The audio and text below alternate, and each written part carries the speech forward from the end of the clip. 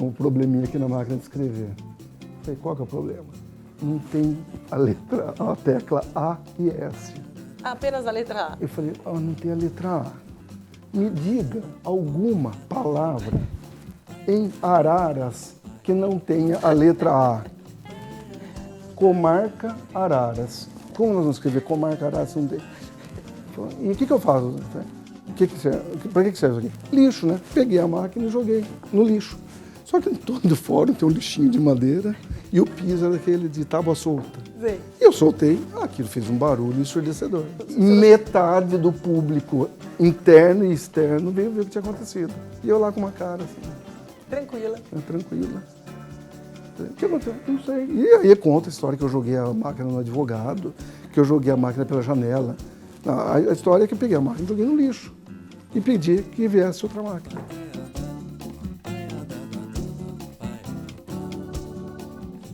Olá, o Contraponto está de volta. Este mês eu estarei com vocês fazendo os programas em substituição à apresentadora Cacilda, que está de férias. Hoje o Contraponto tem o prazer de conversar com Dimas Borelli Tomás Júnior, desembargador do Tribunal de Justiça do Estado de São Paulo. Tudo bem, desembargador? Tudo bem. É um honor e prazer tê-lo conosco hoje. A honra é toda minha.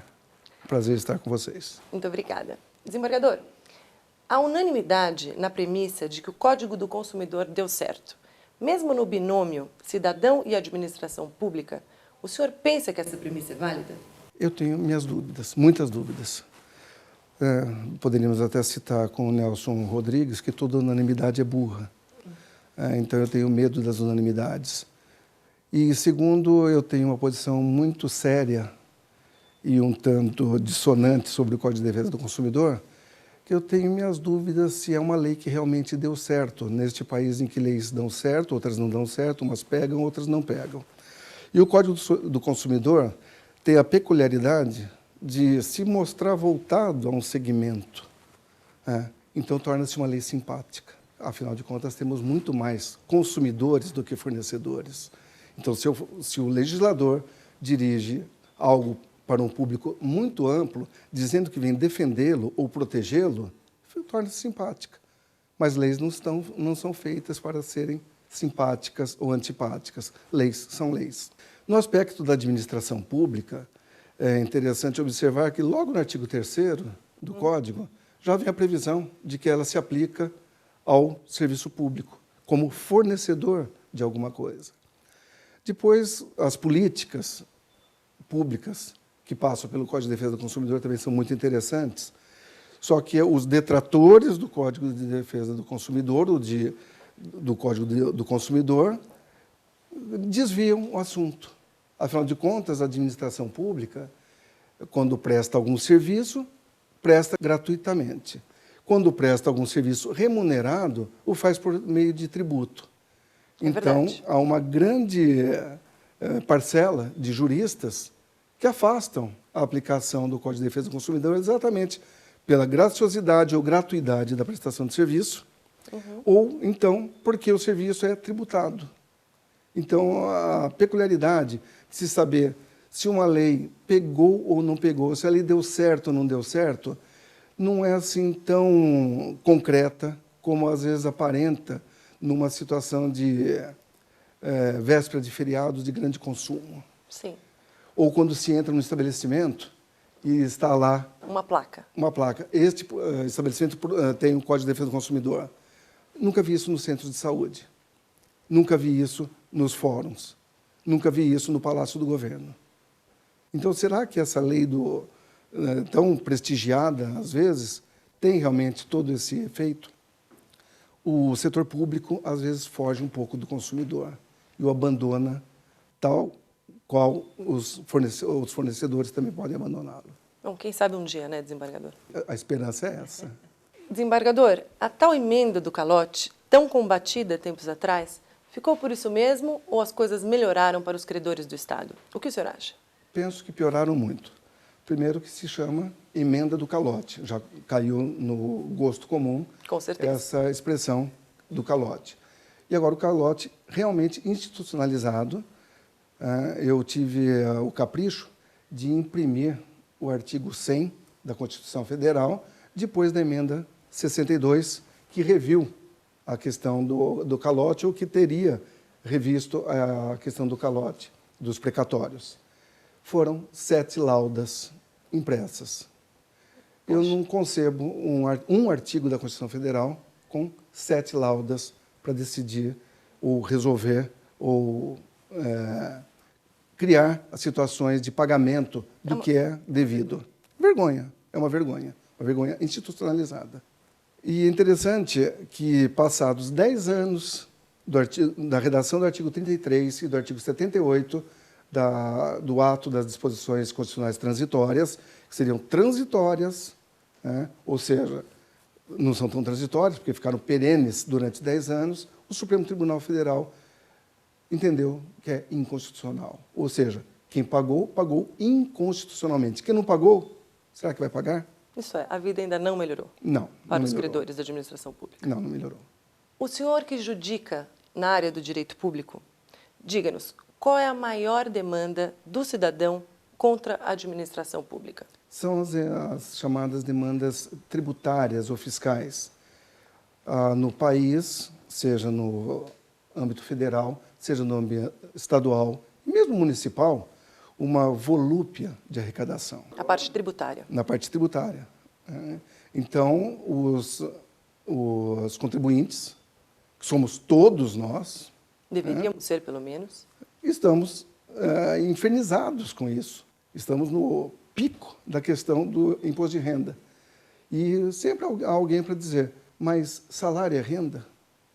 Nós vamos ver que o imposto de renda pega pessoas com parcos salários e que são matérias, às vezes, também para ser disputadas nos juízos. E o maior credor disso tudo fica o cidadão que não tem a prestação jurisdicional conveniente. É revoltante. Revoltante também esse aspecto. Agora me diga, desembargador, o que o senhor acha da proposta do governo de cobrar pedágios nas estradas por quilômetro rodado? O senhor acha uma boa ideia? O senhor acha que funciona? O que o senhor acha? Nos países em que já estive, em que existe essa forma de cobrança de pedágio, funciona. Porque realmente imagina-se que aquilo que foi usado de rodagem é o que será pago. O senhor acha mais justo? Acho mais justo, bem mais justo. O senhor acha que vale a pena tentar? O senhor acha que funcionaria no Brasil? Tentar vale a pena. Agora, acho que funcionar no Brasil, arrecadação, funciona. Se for para arrecadar, funciona. Na hora de cobrar, sem dúvida funcionará. funcionará. Sim, os buracos continuarão. Se for o quilômetro que você caminhou, nós não sabemos. Saberemos Sim, no futuro. você poderia ter caminhado em asfalto ou em buracos. Mas funciona Mas pagará a arrecadação. de qualquer maneira. Sim. Para relaxar um pouco, desembargador, e seja sincero, o IBGE indica excesso de homens solteiros em 21 estados do Brasil. O que o senhor acha sobre isso? É culpa das mulheres, desembargador?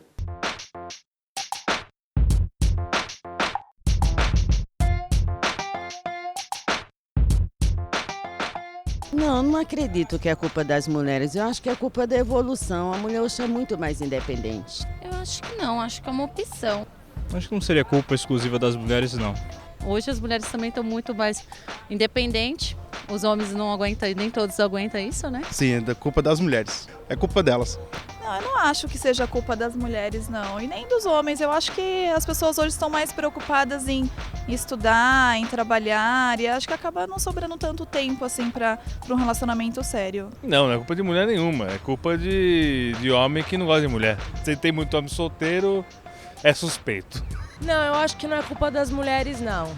Tem uma leve culpa que é o seguinte, as mulheres estão ficando mais independentes. Então esse negócio de casar não é prioridade. Questão social aí, que o pessoal está se preparando melhor para casar, né? Eu acho que não, são questões culturais, enfim. Então, vamos fazer uma conclusão rápida. As mulheres hoje não estão querendo mais homem. As mulheres estão querendo cartão de crédito, estão querendo dinheiro. Encerrado o assunto. Se os homens estão solteiros, é que eles não têm mulheres para casar. Ou se eles não querem casar, homens solteiros. Mas se há mais homens solteiros, também haverá de haver mais mulheres solteiras, porque homens, ao que me consta pela Constituição, casam-se com mulheres e vice-versa, porque esse é o preceito constitucional. Casamento é a união de homem e mulher. Se tirar homem e mulher desse preceito constitucional e passar apenas casamento é a união de pessoas, aí não haverá mais tantos homens solteiros, nem tantas mulheres solteiras. Ou, pensando bem, sei lá, viu? Então acho que não é culpa das mulheres, pensando por esse lado. Talvez do IBGE. Talvez do IBGE. Desembargador, voltemos ao direito. Fala-se muito em tráfico internacional de crianças. A adoção internacional de crianças entraria nesse contexto? Pela minha experiência, eu tive uma larga experiência nesse campo, jamais deparei com uma situação, a não ser por notícias espetaculosas, de que a adoção internacional, ou mesmo a adoção nacional, se prestasse a uma situação tão absurda. Né? O próprio nome, né? Tráfico internacional, sugere o tráfico, fora dos mecanismos legais. Lógico. Se nós quisermos fazer um levantamento, uma coisa é tráfico para determinado fim ou determinada finalidade. Outra coisa é adoção. E, apesar de estar fora dessa atuação há muitos anos, ainda acompanho algumas situações de adoções que foram feitas há muitos anos, com muito sucesso.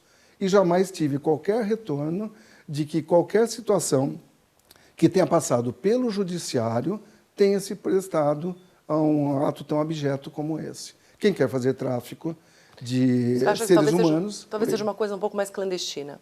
Exatamente. Será absolutamente clandestino. Onde compromete-se com a adoção e acaba tendo tráfico de crianças. Exatamente. Desembargador, faremos um pequeno intervalo e voltamos já já. Fique aí.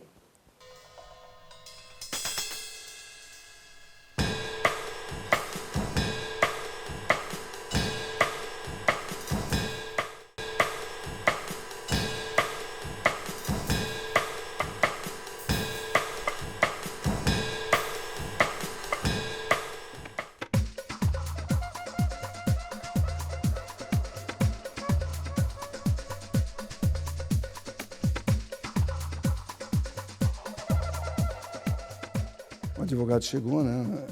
Eu era juiz no interior. Ele falou assim: Excelência, eu sou advogado de São Paulo. Falei, um minutinho. Fiquei em pé, me arrumei. Falei, mas do São Paulo ou de São Paulo o santo? Porque for do São Paulo, tem toda a minha simpatia, que eu sou tricolor. Agora, de São Paulo, não sei que causa ele poderia ter aqui. Aí ele olhou assim, o senhor não entendeu que eu sou da cidade de São Paulo? Eu falei, e o que eu tenho a ver que o senhor é de São Paulo? Desembargador Dimas Borelli, o senhor aprova a ideia da eleição de qualquer desembargador, independente da antiguidade, para a presidência dos tribunais? Esse tema é terrível. Quando nós conversamos entre nós, desembargadores... É polêmico. Bastante polêmico. Nós temos a plena convicção que desembargadores mais modernos, como se diz lá, que eu não me perca pela palavra, os mais jovens, que eu também não me perca pela palavra, também teriam condição de exercer a presidência do Tribunal de Justiça, ou talvez até com mais dinamismo, maior dinamismo, ou com ideias mais arrojadas, mas é um assunto muito polêmico. Eu sou favorável a que os desembargadores elejam aqueles que possam presidir o Tribunal de Justiça. Talvez não com a amplitude, como alguns pensam, em que todos os membros do Poder Judiciário, dos juízes substitutos até os desembargadores mais antigos, tenham esse direito de concorrer à eleição e de eleger. Eu ficaria mais restrito realmente ao colégio dos desembargadores. Uma curiosidade feminina, desembargador, alguma vez na sua carreira judiciária recebeu algum obrigado daquele a quem deu uma vitória numa causa?